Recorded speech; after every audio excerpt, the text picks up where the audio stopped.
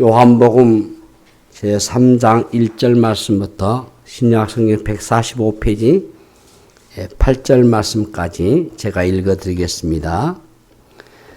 그런데 바리새인 중에 니고데모라 하는 사람이 있으니 유대인의 지도자라. 그가 밤에 예수께 와서 이르되 랍비여, 우리가 당신은 하나님께로부터 오신 선생인 줄 아나이다. 하나님이 함께 하시지 아니하시면 당신이 행하신 이 표적을 아무도 할 수 없음이니이다. 예수께서 대답하여 이르시되 진실로 진실로 내게 이르노니 사람이 거듭나지 아니하면 하나님의 나라를 볼 수 없느니라. 니고데모가 이르되 사람이 늙으면 어떻게 날 수 있사옵나이까? 두 번째 모태에 들어갔다가 날 수 있사옵나이까? 예수께서 대답하여 하시되 진실로 진실로 내게 이르노니 사람이 물과 성령으로 나지 아니하면 하나님의 나라에 들어갈 수 없느니라. 육으로 나는 것은 육이요 영으로 나는 것은 영이니 내가 내게 거듭나야 하겠다 하는 말을 놀랍게 여기지 말라. 바람이 임의로 불매 내가 그 소리로 들어도 어디서 와서 어디로 가는지 알지 못하나니 성령으로 난 사람도 다 그러하니라. 아멘. 우리 옆에 계신 분 함께 인사 나누시겠습니다. 이제 나오신 당신은 이색하다 아름다운 분이십니다. 우리 조국 대한민국의 이 복음이 들어온 곳은 지금부터 140년 전입니다. 1985년 4월 5일 그날이 부활절인데요. 인천 제물포항에 미국 북장로교 선교사였던 언더우드 선교사와 감리교 선교사였던 아펜젤러 부부가 같이 인천 제물포항에 발을 들여놓음으로 우리 조국 대한민국의 개신교가 시작이 됐습니다. 막 그 전에 몇 분 선교사들이 또 복음을 전하기도 했지만은 공식적으로는 그때를 우리가 보고 있습니다. 아마 제가 알고 있기로는 이 아펜젤러 부부가 일본을 거쳐서 올 때에 아마 그 사모님이 아이를 가진 것 같습니다. 그리고 이 언더우드 선교사와 같이 함께 발을 들여놓음으로 우리 장로교와 감리교가 동시에 조선 이곳에 복음이 들어왔다. 우리 한국 교회는 세계 선교 역사상 아주 유례없는 큰 부흥을 이루었고 지금 현재 정확한 통계인지는 모르겠지만 약 7만여 채의 교회가 있다. 저는 이렇게 보고 있습니다.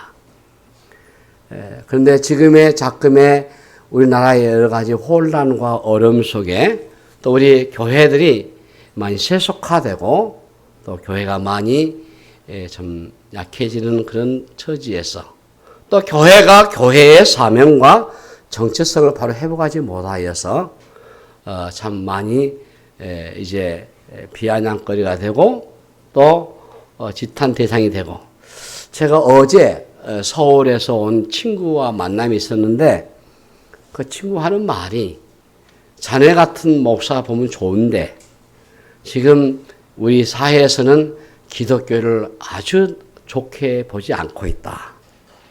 제가 그걸 인정했습니다. 그렇다. 마음이 아프다. 참 괴롭다. 우리 기독교와 우리 교회가 왜 이런 상황이 됐는가. 지금 다음 세대를 잊지 못하는 그래서 교회에 자멸하는 이런 미래 교회 학자들의 얘기를 볼 때에도 충격이기도 하고 또 지금의 시간도 마찬가지고요. 더더군다나 우리는 최근에 우리나라의 정치와 우리의 경제와 우리 사회의 많은 어두운 부분들, 혼란스러운 부분들, 불안한 부분들을 접하면서 우리 그리스도인들은 어떻게 해야 되겠는가? 라고 할 때 매튜 헨리라고 하는 주석가는 기도가 아침에 10시가 되고 저녁에 자물쇠가 된다라는 말씀이 있는 것처럼 우리는 오로지 기도에 전혀 힘쓰는 저와 여러분 되시기를 바랍니다. 기도 외에는 답이 없다고 봐요. 여러분들이 우리가 마땅히 깨어서 기도하는 게 우리가 해야 할 일이지만은 더더군다나 지금의 상황에서 우리가 이러쿵저러쿵 하기보다는 우리는 엎드려서 하나님께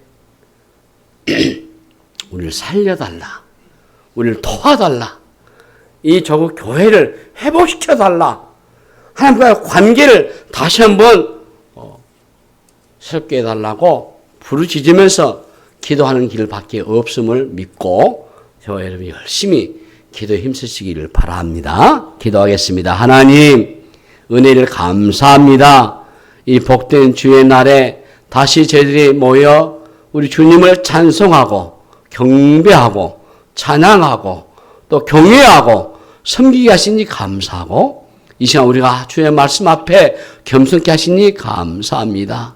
어렵고 힘든 시기이지만은 저희들이 주 앞에 믿고 의지하고 기도할 뿐이오니 주를 도와 주옵소서. 이 시간도 우리 주의 성령님께서 우리를 감동케 하시고 깨우쳐 주셔서 주님 말씀 앞에 우리가 순종하게 하시고 다시 우리가 새롭게 태어날 수 있는 은총을 허락하여 주시옵소서. 감사하옵고 우리 곧 예수 이름으로 간절히 기도하옵나이다. 아멘.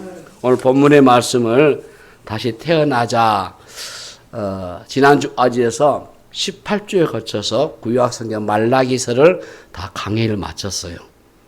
그리고 당분간 몇 주 말씀 전하다가 이제 2월 좀 접어들어서나 아니면 3월 초에 사도행전 교회, 우리 교회 행전, 성령 행전, 사도행전을 집중해서 설교하고 그리고 이어서 바로 에베소서를 이어지겠다 이렇게 지금 계획하고 있습니다.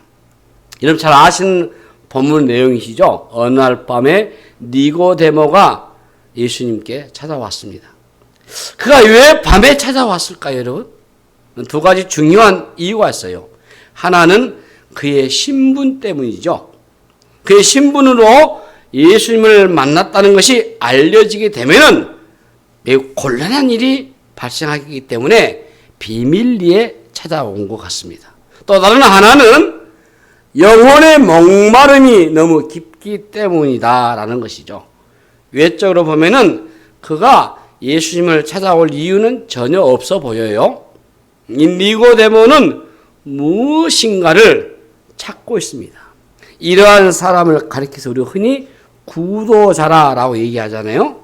이 구도자란 자신의 영혼의 질문의 답을 찾아가는 사람이죠. 세상 사람들 한번 봐보세요. 늘 무엇인가를 추구하고 찾습니다. 문제는 많은 것을 손에 쥐었지만 여전히 목마르다라는 것입니다. 이 내면의 갈증은 자연스러운 거예요. 인간은 배만 부르다고 만족하는 그런 존재가 아니기 때문에 그래서 왜 사람들끼리 마약까지 손에 대겠습니까? 인간 시면의 고통이 얼마나 강력한 것인가를 보여주는 거죠. 하나님 없이 이 세상을 살아간다는 것 자체가 정신 착란을 일으키게 할 만큼 힘들기 때문에 그래요. 그런 의미에서 이 종교와 마약은 매우 가깝다고 봅니다. 종교를 찾는 사람도 또 마약을 찾는 사람도 비슷한 그 무언가를 찾고 있는 거예요. 문제는 그게 무엇인지를 잘 모른다는 것입니다. 그래서 사람들은 이 내면의 갈증을 이상한 방식으로 해결하려고 해요. 우리가 가끔 자동차 중에 리콜하는 경우가 있잖아요. 겉은 멀쩡한데 타고 보니까 문제가 드러나기 시작합니다. 인간이 그래요. 공부하고 취직하고 가정도 꾸려나가죠. 겉으로 보면은 문제가 될 게 하나도 없어요. 그러나 살아갈수록 치명적인 결함들이 하나씩 드러나기 시작합니다. 무엇인가 목이 마른 거죠. 이 니고데모는 자신의 영혼에 정직한 사람이에요. 자신의 종교적인 열심하는 그 열심이 만족할 수가 없어요. 종교를 노력할수록 종교라고 하는 이 세계에 속박을 당하고 있는 거지. 대개는 자신의 영혼의 상태를 무시하고 살아가잖아요. 그러면 결국에는 어떤 상태 되겠습니까? 영혼의 빈사 상태가 되고 말아요. 자, 이 니고데모가 밤중에 주님을 찾아온 것은 일종의 그의 영혼의 몸부림이었다라는 것이죠.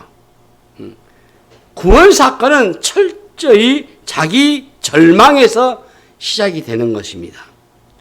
나는 지금 만족스럽지 않다라고 하는 솔직한 인정부터 시작이 돼야 돼요. 교회에 5년을 다녔던 10년을 다녔던 20년을 다녔던 간에 영혼은 방황하고 있을 수 있어요.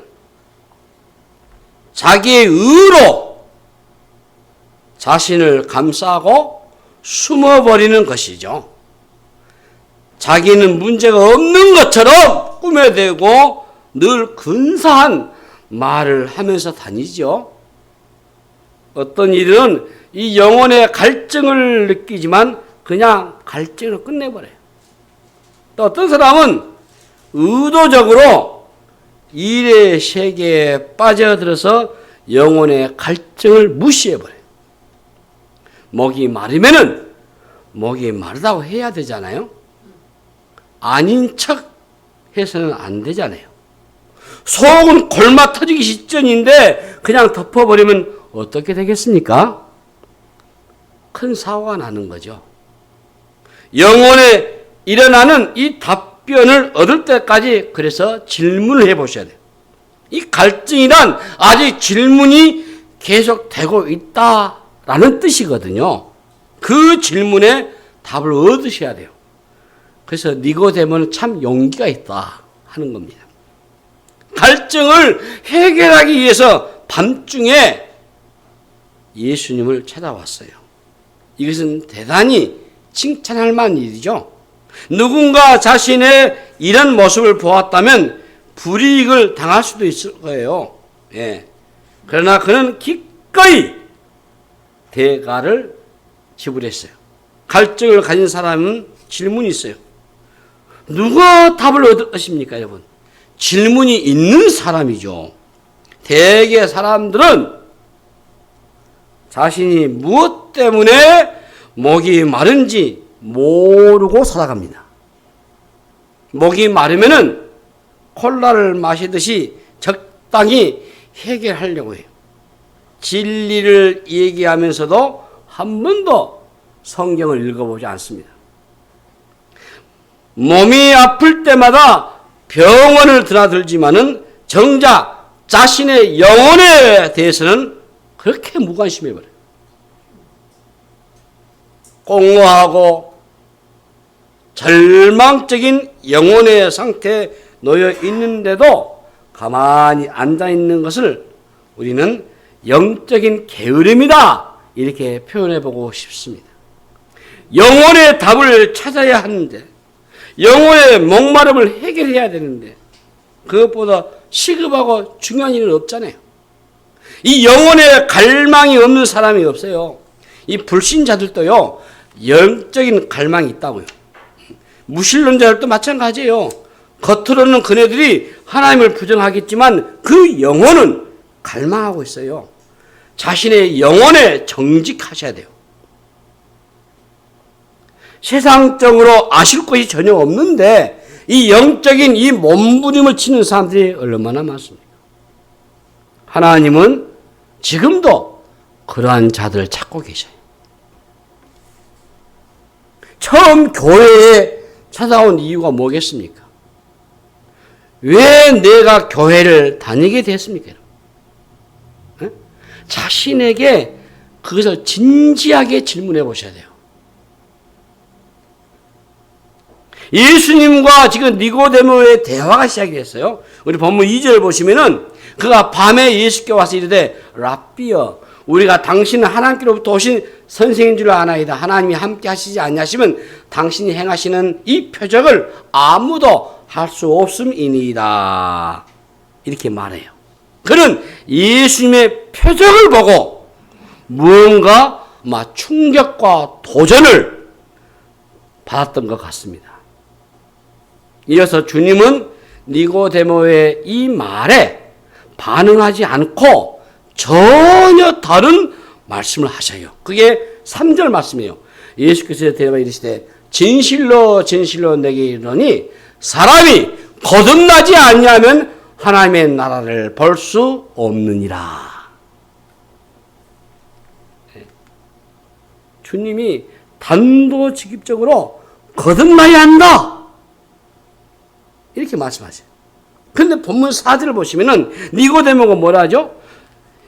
사람이 늙으면 어떻게 나을 수 있사옵나이까?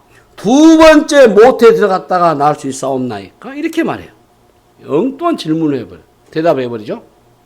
그러니까 다시 태어나야 한다 이 말을 문자적으로 이해해버린 거예요. 영적인 눈이 열리지 않았기 때문에 주의 말씀을 전혀 이해하지 못하고 있는 거죠. 예수님이 본문 5절 6절에 예수께서 대답하시되 진실로 진실로 내게 이르노니 사람이 물과 성령 나지 아니하면 하나님 나라에 들어갈 수 없느니라. 육으로 나는 것은 육이요 영으로 나는 것은 영이니. 예. 자, 영과 육의 세계가 얼마나 다른가를 주님이 얘기하셔요. 영과 육은 엇비슷한 길이 아니에요. 어디선가 만나게 되는 길이 아니에요. 차원이 완전히 다릅니다. 마치 기찻길의 선로와 같습니다. 세상의 사람들은 그래서 영의 일을 알지를 못하죠. 영적인 체험을 한 사람에게는 이 영의 일이 친숙한 것이겠지만은 그를 모르는 사람에게는 같이 사는 가족이라도 아득한 얘기일 뿐이에요.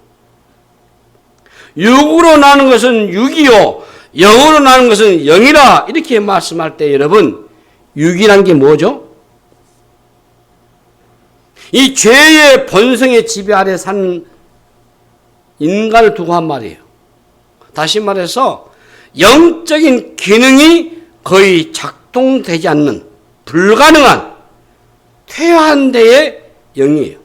그러니까 상대적으로 이 죄악의 본성이 강력한 거지.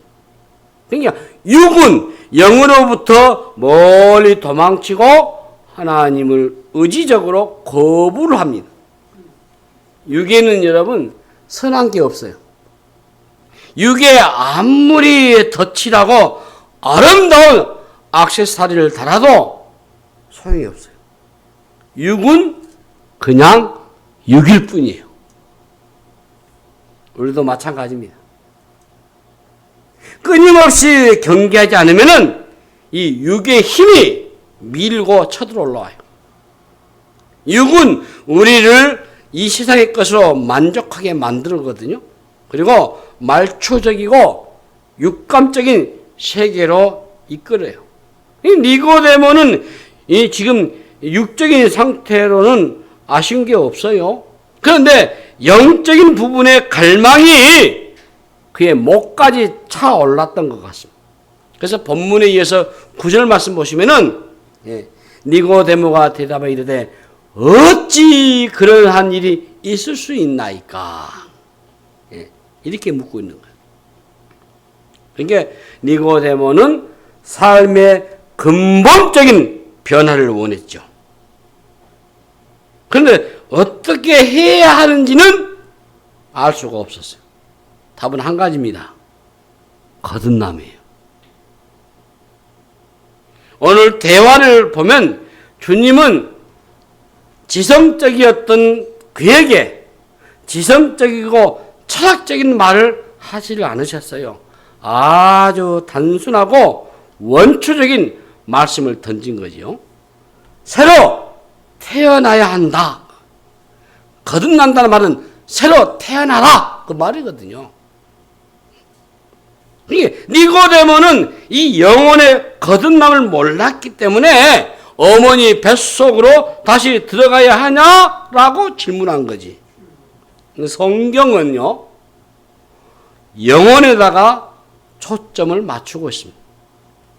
영혼이 그러므로 중요합니다. 영혼이 곧 생명입니다. 육체가 건강해도 영혼이 떠나면 끝이요. 저는 한 5년 목회하면서 임종시에 있는 분들을 많이 만났습니다. 광주 와서 개척해서 지금까지는 많이 경험 못했는데 제 부목사로 8년 있을 때는 제 손으로 한 80명 정도를 제가 임종을 해서 우리 교회 공원묘지에다가 하강까지 다 한 경험이 있어요.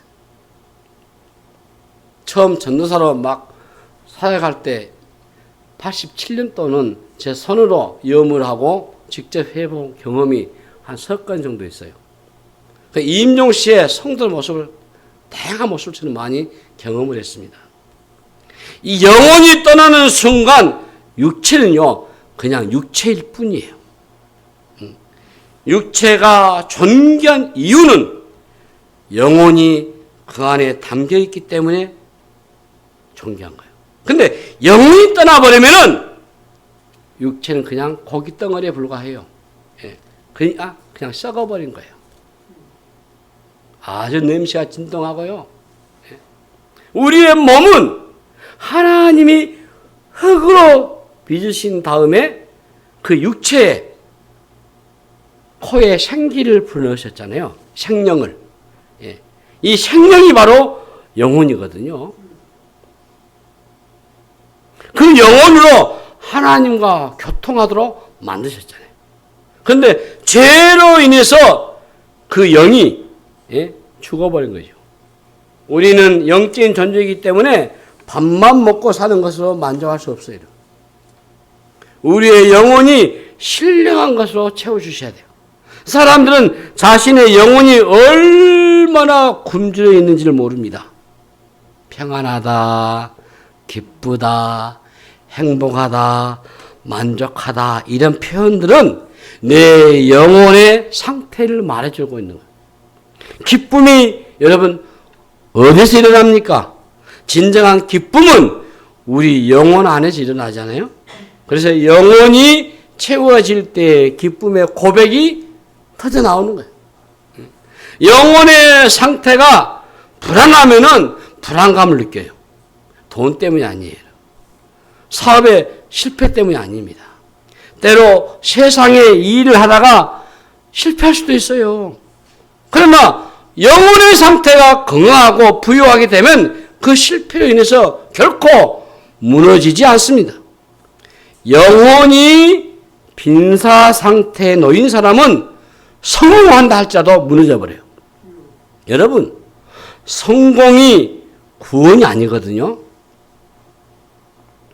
사회적인 성공이 영혼의 부를 결정해 주지 못해요. 이 거듭남은 하나님과의 관계가 연결되는 것을 말해요. 이스라엘 백성이 광야에서 방황을 하다가 가나안으로 들어가는 게 목적이 아닙니다. 본래 하나님의 의도는 하나님과의 관계가 회복이 되는 거예요. 이 거듭난다 이 말은 다시 새롭게 시작한다 그 뜻입니다. 그리고 지금의 나로서는 아무 소망이 없다 그 얘기예요. 그래서 주님은 오늘 외형적인 변신, 어느 정도의 보기 좋은 변화를 말씀하는 게 아니에요. 이 거듭난다는 말을 여러분 오해 안 했으면 좋겠어요.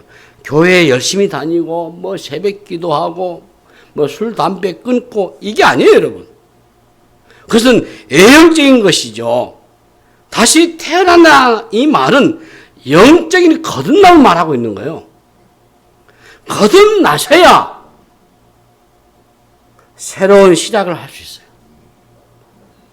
새로운 시작이 있느냐 없느냐, 이 매우 중요한 질문입니다, 여러분. 새롭게 태어나지 않으면은 기대할 게 없고 신앙생활 자체가 불가능해요. 처음에는 우리가 전도를 받고 전도자의 그 태도로 교회 나올 수 있잖아요. 제가 처음 교회 나올 때 지금도 생생히 기억해. 제 친구가 와서 믿자봐야 번전이다. 교회 나가자. 나 교회 안 간다고. 야, 교회 다니고 안 가는 것 차이가 얼마나 큰지 아냐? 뭐 교회 다닌다고 해서 앞으로 너가 장가를 못 갈 것이냐? 너가 직장생활 못 할 것이냐? 아니다는 거예요. 단지 그때 당시 일요일 날 교회 몇 시간 빠는 거, 그리고 뭐 헌금하는 거, 뭐 그게 별거 아니다. 근데 막상 네가 죽어가지고 천국과 지옥이 있으면 어떻게 할래? 근데 굉장히 그 말이 저에게는 와닿아요. 믿져봐야 번전이네. 이게 믿어볼까? 그래서 제가 교회 나온 거예요. 그래서 이제 목사님 설교 쭉 예배를 참석하면서 결심했어요. 이왕 믿을 거 제대로 믿어야 되겠다. 네. 그래서 그렇게 결심했습니다. 이왕 내가 예수 믿겠다고 내가 다짐하고 교회를 왔는데, 교회 와서 처음에 서먹거리고 좀 부끄럽고 그랬는데 이렇게 세워가지고 박수 쳐주고, 그리고 시골 촌에서 막 장로님이, 우리 권사님이, 집사님들이 막 장선생 그러니까 부르기가 좋고 말이지. 사람들이 와, 옆에서 막 이 젊은이들 이제 몰려오니까 막 이게 신이 나고 좋더라고요. 그리고 주일학교도 한번 해봐라, 중고등도 해봐라 하니까 뭐 동다서 하는 거야. 뭐 이게 별것도 아니지만은 저로서는 굉장히 우쭐대고 좋더라고. 그런데 그때 제 마음 먹기는 이왕 믿으려면 내가 바르게 제대로 믿어야 되겠다. 적당하게 믿거나 적당히 하면은 그 별로 그러잖아요. 하려면 제대로 하고 안 하려면 말해야지. 그런 결심하고 지금 아직 주일을 범하지 않았습니다. 한번 제가 주일 저녁에 한번 예배를 빠져가지고 그때 미국에서 오신 우리 고향 목사님을 제가 설교를 못 들었어요. 지금까지 후회해요. 우리 김윤아 목사님. 미국 무대에서 군복하셨는데, 그래서 하나님이 그 길 놓쳐버리니까 내가 그때 받은 은혜를 내가 갖지 못하고 그래서 예배를 안 받습니다.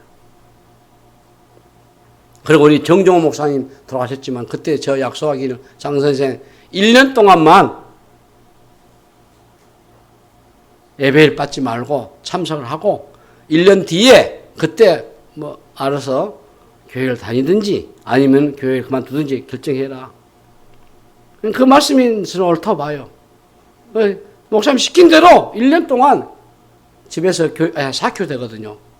새벽에도 가고, 우리 마을에 저만 믿으니까 구역 예배 좀 해주십시오. 다른 마을처럼. 그래서 장로님들 와가지고 구역 예배도 조직해서 예배도 보고, 금요일 날. 그리고 주일 낮 예배, 그리고 주일 저녁 예배 받지 않았어요. 1년 되니까 그 안에 학습도 받고, 세례도 받고, 그리고 이왕 믿을 거 제대로 믿자. 하나님 저에게 많은 은혜를 주셨어요. 지금까지 그 첫 은혜를 지금 상실하지 않고 감격스럽고 고맙고, 내가 어쩌려고 예수 믿었는지 모르겠다고. 내 인생의 가장 내가 잘한 결정이다. 막 그때 내가 예수를 안 믿었다면은 지금 나는 진즉 죽어버렸든지 아니면 저 교도소에 가서 있었든지 아니 못된 짓을 많이 했을 텐데, 나란 존재 없을 텐데 은혜를 주셔가지고 내가 예수 믿고 나가 이렇게 변화되고 그런 고백을 해봅니다. 대부분 새롭게 태어나는 과정 없이 교회의 문화를 먼저 익혀버리면 곤란해요. 이 본질을 잘 알지 못하고 형태를 추구해버리면은, 열심히 가져버리면은 자칫 시험에 들기도 하고 빗나가 버리게 돼요. 그래서 이 거듭남의 경험이 없게 되면은 종교인으로 전락돼 버려요. 저는 우리 조국 대한민국 교회들이 여기에 많은 문제가 있다고 봐요. 새로 태어나는 경험이 없으면은 변화가 일어나지 않습니다. 그리고 익숙해져 버려요. 교회 문화에 익숙해져 버려요. 새롭게 태어나는 것이 달라버려요. 외적인 활동이나 결과 이전에 내가 거듭났는가가 그래서 중요한 겁니다. 제가 여러분에게 한번 그런 얘기 한 것 같습니다. 우리 주상호 목사님이 제가 주일학교 때 가르칠 때 얘기예요. 그래서 이제 우리 총신대 고대 다니다가 편입해가지고 왔는데 제가 만났어요. 목사님, 제가 우리 아버지가 장로님이고 우리 어머니 집사님이기 때문에 교회를 나왔는데 그때 나 예수 안 믿었어요. 목사님이 주일학교 때 두들겨 패고 교회 끌고 오고 그래도 그때 예수 안 믿었어요. 사실 내가 예수 믿어서 군대 가가지고 예수를 내가 영접한 겁니다.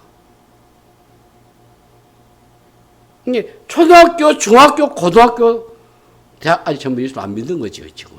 그러다 군대 가가지고 예수를 영접한 거예요. 그러면 이제 복음에 눈을 뜬 거예요.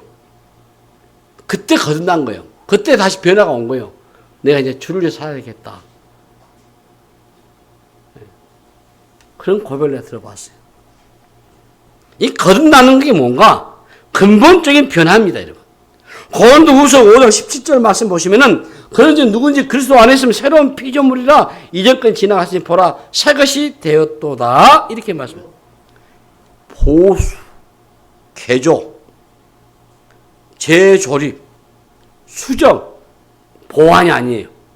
주님은 여기서 재창조를 말씀합니다. 우리가 본질상 우리는 어때요? 진노의 자녀였잖아요. 전적으로 우리는 부패한 존재자들이잖아요. 그렇기 때문에 적당히 뜯어 고치는 그런 수준을 보시면 안 돼요. 존재론적인 본질의 변화가 되셔야 돼요. 예수 믿음이 말로만 게 아니고 근본적인 변화가 일어나지 않으면 가짜 변화가 돼버려요. 새로 태어나지 않는 사람은 그리스도인이 아니죠. 교회인은 될 수 있어요, 누구나. 교회 다녀가지고 뭐 세례 받고 그러면 교회 회원이 되고 공동회 회원도 되고 그럴 수 있죠. 교인 자격을 얻었다고 여러분 새롭게 태어난 게 아니잖아요. 다시 태어나셔야 그리스도인이 되는 겁니다. 오늘 우리가 교회는 중생에 대해서 혹은 거듭남에 대해서 별로 잘 언급을 하지 않습니다. 그래서 교회 안에 난 크리스찬들이 생각보다 많아요. 영어로 NON 아닌 사람들이 많다 그 말이에요. 말로는 크리스찬이지만은 사실 아니에요. 교회를 오래 다녀서 직분을 받을 수도 있겠지만은 그리스도인이 아닐 수 있습니다. 가룟 유다 보셔요. 예수님의 제자였잖아요. 얼마나 열심 당원이었습니까? 예. 그렇지만 그는 거듭남의 경험이 없었잖아요. 탕자가 아버지 집으로 돌아가려는 것만으로 회심했다? 이렇게 볼 수 없어요. 아버지와의 관계 회복이 회심의 본질이에요. 오늘날 우리가 교회 위기가 늘 강조한 것처럼 쇠속하다고 하죠. 한 교회가 이걸로 해서 망가지잖아요. 예. 거듭남의 경험이 없는 사람들이 교회 안에 많아지니까 교회가 자동적으로 쇠속화가 급속하게 진행돼 버려요. 거듭나지 않는 사람들이 예배당에 아무리 많이 1000명, 10,000명 모여도요, 하나님에게는 전혀 의미가 없는 일이에요. 인간적인 노력으로 온전한 교회를 이룰 수가 없습니다, 여러분. 그것은 하나님과 전혀 상관이 없는 곳이 될 뿐이에요, 여러분. 잘 기억하셔요. 거듭남의 경험이 있는가 없는가 확인해 보셔야 돼요.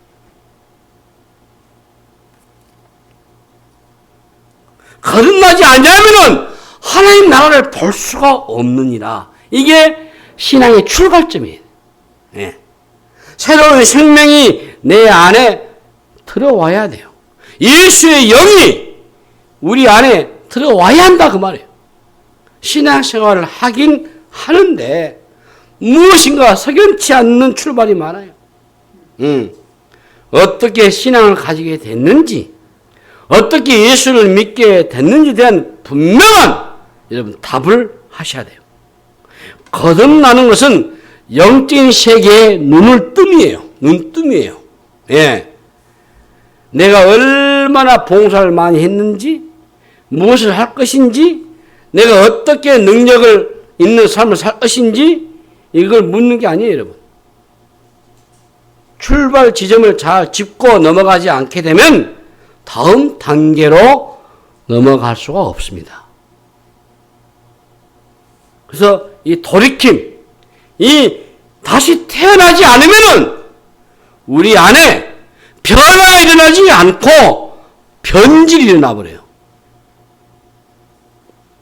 네? 변질이. 회심이 없는 사람은 예배도 불가능해요. 하나님에게로 돌아가지 않는 사람이 하나님께 예배 드릴 수 없어요. 다 가짜지. 우리는 영적인 세계에 대해서 이론적으로 얘기할 수 있습니다. 자, 그러나 영적인 지식과 영적인 깨달은 것은 다른 거예요, 여러분. 성경에 관해서 얘기는 할 수 있겠지만은 그 성경을 영적으로 깨닫는 것은 다른 얘기예요. 그러니까 영적인 거듭남은 성령의 역사로만 가능하거든요. 인간 노력은 절대 불가능입니다, 여러분. 응? 성령이 역사할 때 우리 안에 이 거듭남의 역사가 시작돼요. 그때 어떤 현상이 일어나겠습니까? 보는 눈이 달라져요. 어제 보던 것이 오늘 다르게 보이는 겁니다. 모든 게 새롭게 보이기 시작하고 내 안에 내적인 변화가 일어나요. 전에 좋았던 것들이 싫어지고 싫었던 것들이 좋아지는 그런 관심의 변화도 일어나요. 특별히 죄에 대한 태도가 현격하게 달라집니다. 죄로 인식하게 되는 거예요. 우리 사람이잖아요. 저는 사람이에요. 제가 매일 1년 365일 내 아침 기도문에 성경을 읽었을 때 7대 제약이 있어요. 교만, 시기, 분냄, 탐욕, 탐식, 정욕, 나태, 이 제약을 내게서 물리쳐 주십시오. 거기에 또다시 7가지 악한 생각, 살인, 간음, 음란, 도둑질, 거짓말, 변명하는 거 없애달라고 매일 회개기도 합니다. 이게 그 기회를 하지 않으면 스물스물 이게 들어온다고요. 틈이 생기면은 사단이 이걸 가지고 장난치면은 저는 걸려 들어가요. 그 틈이 오기 때문에 하나님 내 힘으로는 불가능하니 성령님 도와주십시오. 거룩함과 정결함으로 주님 앞에 서게 해줘. 그렇지 않고는 주님 볼 수 없잖아요. 그래서 이제는 그렇지 않았지만은 죄에 대한 기준 자체가 없어졌고요. 죄의식을 느끼기 기준도 매우 낮아졌는데 우리가 죄를 끊임없이 짓고 있으면서도 그 죄를 어떻게 합니까? 합리화시켜버리고 정당화시켜버리고 포장해버리잖아요. 그렇지만 저 여러분처럼 거듭난 신자는 다르잖아요.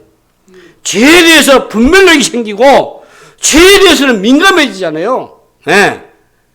더 이상 무덤덤하게 죄를 지을 수 없잖아요.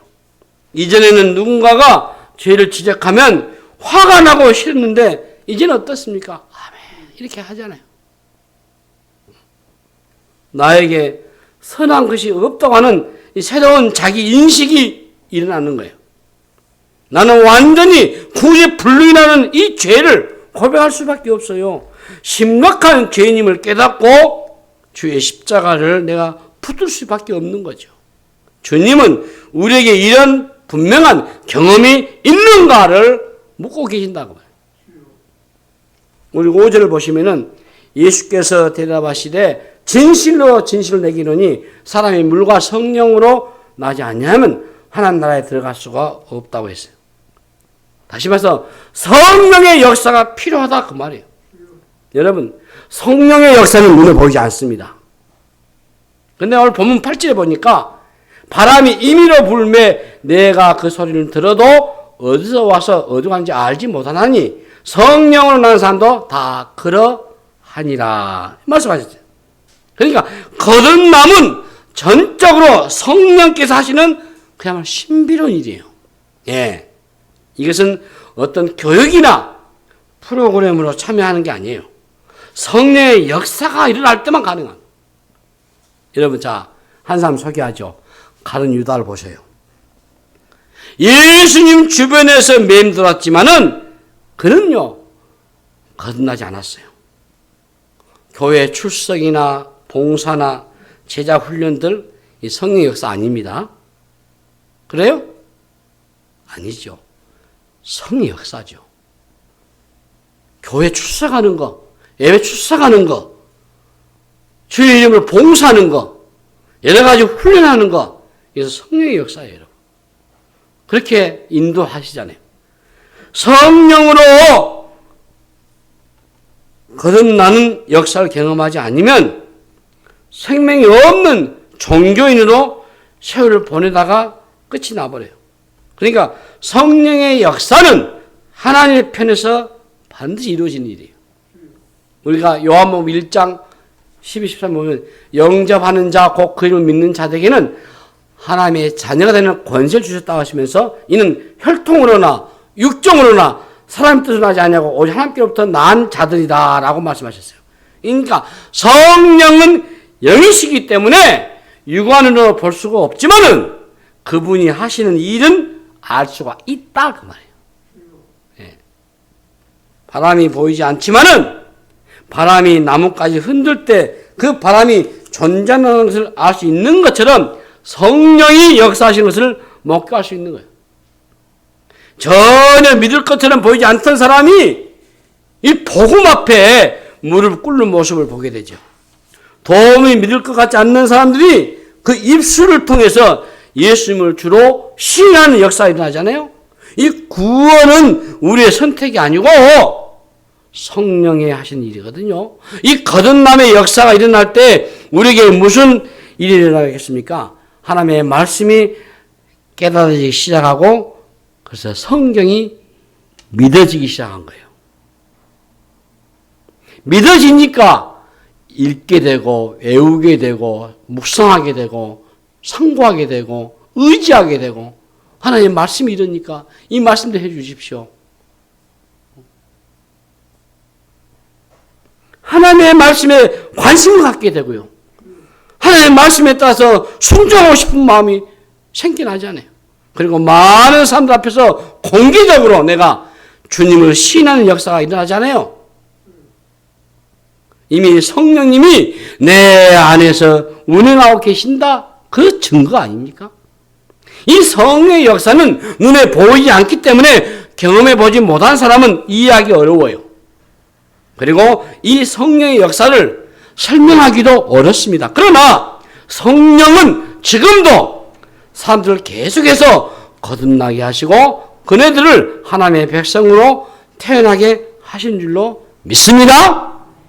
분명한 것은 사람이 변한다라는 것입니다. 오늘 우리 각자가 자신을 한번 보셔야 돼요.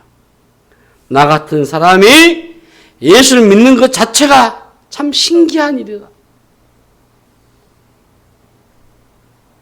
그러니까 하나님이 이 은혜를 내가 어떻게 해야 감당할 수 있겠습니까? 나만 놀라는 게 아니고 내 주변의 사람들도 놀라워하고 아무리 보아도 설명이 안 되고, 오늘 여기에서 저와 여러분이 함께 예수 믿고 예배드리는 것도 참 신비한 일이고, 거듭난 백성들은 예수님의 십자가를 생각하면은 참 가슴 뭉클하고, 주님을 묵상하게 되면 가슴 벅차오르고, 무엇이 우리를 이렇게 만들었어요? 이성적인 작용을 넘어서 무엇인가 역사하기 때문인 거죠. 여러분, 불안과 절망과 삶의 방황과 끝없는 갈증은 내가 속에 있어도 할 곳에 속해 있지 않기 때문에 일어나는 일이에요. 영혼은 가장 깊은 부분이에요.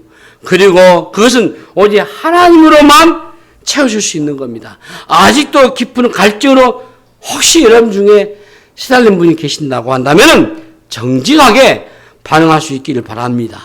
자신의 영혼의 벌거벗음을 부끄러워하지 마시고 자신의 상태를 하나님 앞에서 정직하게 고백해 보셔요.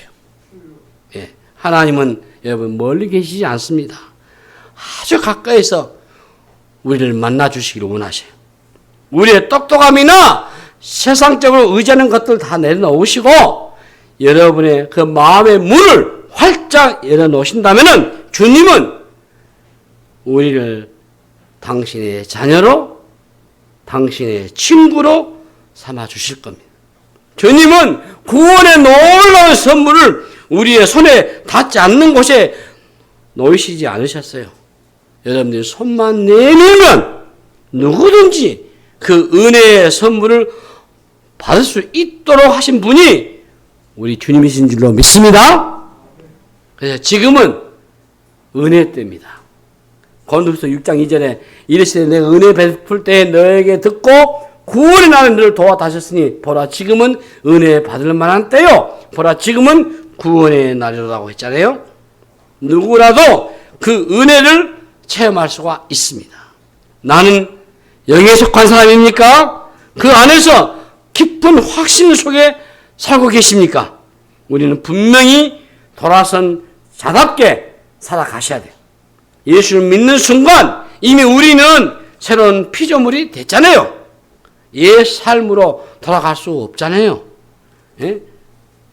그를 깨친 사람이 그를 모른다고 할 수가 없는 것처럼 이미 우리는 예수의 영이 우리 안에 들어오셨기 때문에 우리는 거듭났을 것이고 우리는 이미 새로운 출발을 했습니다. 그래서 거듭남은 구원의 첫 단계잖아요. 그래서 여전히 우리는 이전의 삶의 방식과 죄에 길들여져 있는 성향이 남아있긴 해요. 그렇기 때문에 거듭난 그리스도인들은 그리스도 안에서 계속해서 살아가셔야 돼요. 새로운 생명이 내 안에 들어왔다면 이제 중요한 출발을 했습니다. 그래서 빌립보서 1장 6절에 이 말씀하고 끝나겠습니다. 너희 다시 같이 읽으십시다. 시작. 너희 안에서 착한 일을 시작하신 이가 그리스도 예수의 날까지 이루실 줄을 우리는 확신하노라. 그렇습니다. 우리 안에서 이 일을 시작하신 그분이 주님이셔요. 주님께서 우리의 속 사람을 변화시키고 그리고 영화로운 그런 단계로 이끄실 줄로 믿습니다. 여러분 새롭게 다시 시작하시고 새로운 다시 도전하시고 새로운 믿음으로 힘있게 나가는 여러분 다 되시길 주님의 이름으로 축복합니다. 하나님 아버지 은혜를 감사합니다. 주의 말씀을 믿습니다. 주의 뜻을 다시 한번 새기게 해주시고 하나님 다시 태어나는 저희들 되게 하여 주시옵소서. 감사하고 우리 구주 예수 그리스도 이름으로 간절히 기도하옵나이다. 아멘.